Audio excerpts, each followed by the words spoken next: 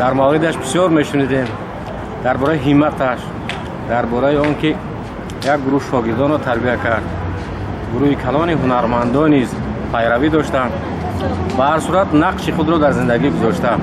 Намонашон шох буд. Як ҳунарманде буд ки бисёр дар байни халқ маъруф бо вазмҳои бисёр аҷоибаш, бо садои дилнишинаш барои мардуми Кӯло бисёр як хизматҳои дар ҳақиқат бузург кардагист.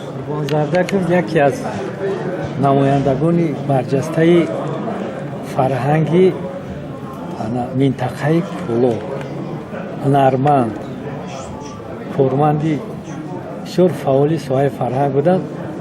Дар пешбурди фарҳанг, дастгирии ҳунармандон, муаррифии ҳунармандои аслан шаҳри Кӯлову ноҳияи гирду атрофи он бисёр хизмати барҷаста кард. Зардаков аз бузургтарин фарҳангсолорони ҳамон минтақаи Кӯлов буд. Як шахсияте ки на танҳо худаш шахси сарвоянда буд, балки яке аз шахсиятҳое буд ки ҳамин ташкилотчии бисёр бузурги фарҳанг, ҳамон ки роҳбар, ташкилотчии роҳбар, баъд аз он ки масалан аз ҳамин чӣ рафт, вале боз ин дар чорабиниҳои дигаре ки масалан дар ҳамон Кӯло мешид, масалан ҳамон одам бо ҳамон сарварӣ ва ҳамон роҳбарӣ ва ҳамон хислатчани аз даст надода буд. Ба фикрам дар минтақаи Кӯло чӣ маъракаву чӣ вае ки мешуд, ҳама ҳунармандое ки ай марказ мерафтанд, якум аввал устода медиданд, суҳбат мекарданд барои гузарондани маъракаву консерту, мисол он консертое ки дар варзишгоҳҳо мешуд. аммо худаш гуфтааст ки аммо худ нишона дар синаҳои мардуми ориф мазори мо бигзор мардуми ориф ҳамин касеро ёд мекунанд ки ҳамин хел корманди санъат, корманди шоистаи гӯем хизматнишон додаи санъати ҳамон давра ва шӯравӣ. ки ба ҳамагон маълум аст, 10 май 88 солагии нобиғаи санъати театрии Тоҷикистон Ҳошим Гадоев дар тамоми қаламрави ҷумҳурӣ мегузашт. рӯзноманигори соҳиб мактаб, ҳамзамон донишманди шинохтаю эътирофгаштаи миллат устод Сайёф Мизроб дар яке аз чунин маҳфилҳо аз синае ки аз дарди миллат афгор гаштааш бисёр оҳи ба дард кашида иброз дошт ки мо имрӯзиён бояд ки дудаста гиребонамонро гирифта шукрона кунем ки ҳамзамон, ҳамдаврон, ҳамасри Ҳошим Гадо ҳастем. ман низ имрӯз намедонам бо кадом адад, бо кадом рақаму бо кадом миқдор дараҷа шукрона кунам ки дар деҳаи боғи Ҳабиб дар ҳамсоягии устод Қурбон Зардаков, Давлатманд Хонов, Сафар Айбзодаи Маҳзун, Афғон Суробов, Иброҳим Исмоилов зиндагӣ кард, ба сар бурдем. ифтихор аз он мекунам ки дар доираи шаҳри Кӯлову вилояти Кӯлов бо устоди сухан, устоде ки мушикофона дар сатҳи классикӣ назмаш ҷой дорад, устод Маҳмад Ғоиб ба воя расидем, радио назди вай мерафтем. чӣ хел мо мисол аз ин гуна шахсон ба монанди Мавлоно Ашур Сафар дигар ёднашиноне ки Толибҷон Бобоев гуфтанд, дигарон гуфтанд, устод Қурбон Зардаков аз ҳамин нохуни нарангушти пояш то фарқи сараш намунаи олии инсонгарӣ, намунаи олии ибрати одамият буд. гуфти акай Толибҷон ки 2 соат 5 соат дигар мо дар васфи гӯем камест, моҳо гап занем, на чун вақти қимати одаморо дар инҷо гирифтанам аз рӯи одоб. Қурбон Зардаков апаи Сурайё Қосимоваро даъват мекунем ки бо ҳузурашон маҳфили моро гарм бидорам. марҳамат. пеш аз ҳамаи шумо хеле саргардон шуда омадед, хеле зиёд хуш омадед. имрӯз ҳар қадаме ки мо дар ин ҷо ранҷа намудем, ба хотири устоди нотакрор устод Қурбон Зардаков аст. дар ҳамон солҳое ки ман 13 сола будам, устоди асосӣ устод Қурбон Зардаков ва апам Сардар Қосимова ҳастам. дар ҳамон солҳо чӣ қадар маданияти баланд дошт, аз хотире ки пеш аз баромад ҳеҷ гоҳ иҷозат намедод ки ё ба магазин дароӣ ё ба бозор равӣ, тура бояд мухлисот танҳо дар саҳна бинӣ. ҳамаи гапро шунида ривоя кардем. ба шахси бисёр ба маданӣ, ба фахр, як ҷозибаи ба худ як навӣ дошт. ва ман ҳатто чаканро гӯем ки ҳамон асосан пешбарӣ кард дар ҳами тоҷикистони худмон ки ин 40 сол зиёд шуд. умуман ҳамаи корҳои арзанда ба худаш буд. худо рӯҳашон шод, ҷоҳашон ҷаннат бошад. ман хусусан фахр мекунам ки шогирди чунин шахси мӯътабар ҳастам.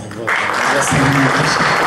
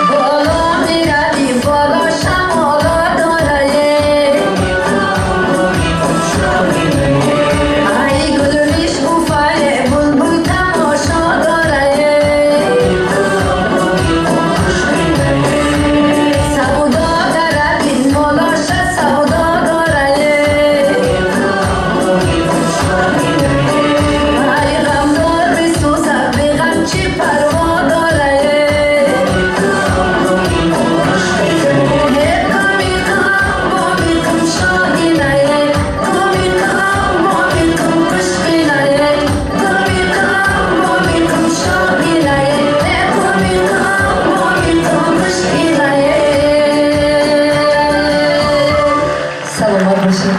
Ташаккури зиёд.